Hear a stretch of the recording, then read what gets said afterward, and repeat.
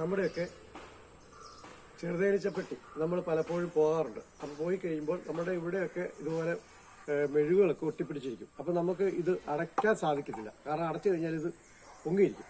അപ്പോൾ ഇതുപോലെയുള്ള വേസ്റ്റൊക്കെയുള്ള പെട്ടികൾ നമ്മൾ എപ്പോഴും നമ്മൾ എന്നാ ചെയ്യണമെന്ന് വെച്ച് കഴിഞ്ഞാൽ ക്ലിയർ ആക്കാതെ നമ്മൾ ഇതിനകത്തിട്ട് കഴിഞ്ഞ് കഴിഞ്ഞാൽ പൂപ്പിലും ഫംഗസ് ഒക്കെ പിടിക്കും. അപ്പോൾ നമുക്ക് ഇങ്ങനെ ഇതൊരു റബ്ബർ കത്തിയാണ്, നമ്മുടെ മരമൊക്കെ റബ്ബർ മരം ചേർന്ന ഒരു സ്കാപ്പറാണ് കത്തി.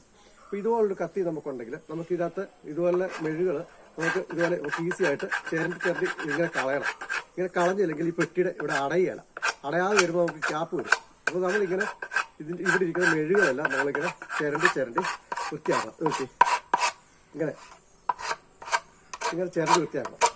ഇങ്ങനെ ചിരണ്ടി വൃത്തിയാക്കുന്നത് എന്തിനാ വെച്ച് കഴിഞ്ഞാൽ നമുക്ക് അല്ലെങ്കിൽ ഇത് അടയാതെ വരുമ്പോൾ ക്യാപ്പ് വരുമ്പോൾ പിന്നെ ഈച്ചയ്ക്ക് ഇരട്ടി പണിയായിരിക്കും കൊടുക്കേണ്ടത്.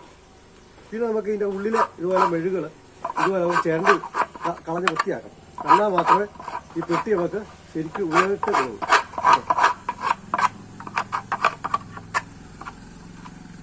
ഇതുപോലെ നമ്മൾ ക്ലീൻ ആക്കണമെങ്കിൽ നമുക്ക് ഇതുപോലെ ഒരു ആയുധം ഉണ്ടെങ്കിൽ ഏറ്റവും നല്ലതാണ്.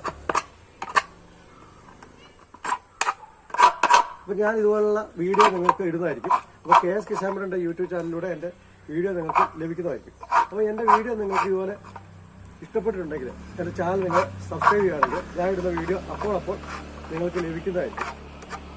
ഇതുണ്ട്, ഇങ്ങനെ നമുക്ക് കത്തി നമുക്ക് ആവശ്യമാണ്. ഇത് നോക്കി, ഇത് പിന്നീട് നമ്മൾ ഇതിനകത്ത് ഈർപ്പൊന്നും വേണ്ട.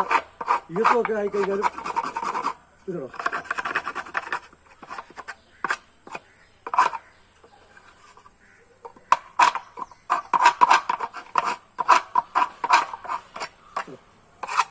ഇപ്പോൾ ഈ പെട്ടി വളരെ വൃത്തിയായിരിക്കുകയാണ്. അപ്പോൾ നമുക്കെല്ലാവർക്കും ഇതുപോലൊക്കെ ചെയ്യാം. ഇതിവിടെ മെഴുകാണ്. ഈ മെഴുക് നമ്മൾ കളഞ്ഞില്ലെങ്കിൽ കുഴപ്പമില്ല. ഇത് ഇവിടുത്തെ മെഴുകാണ്. ഇത് വേണമെങ്കിൽ നമുക്ക് അടിച്ചു വെച്ചിട്ടുണ്ടോ പായ. ഇതൊരു പോയ പെട്ടിയായിരുന്നു. ഇപ്പോൾ കണ്ടോ, ഇത് വൃത്തിയായി. ഓക്കെ.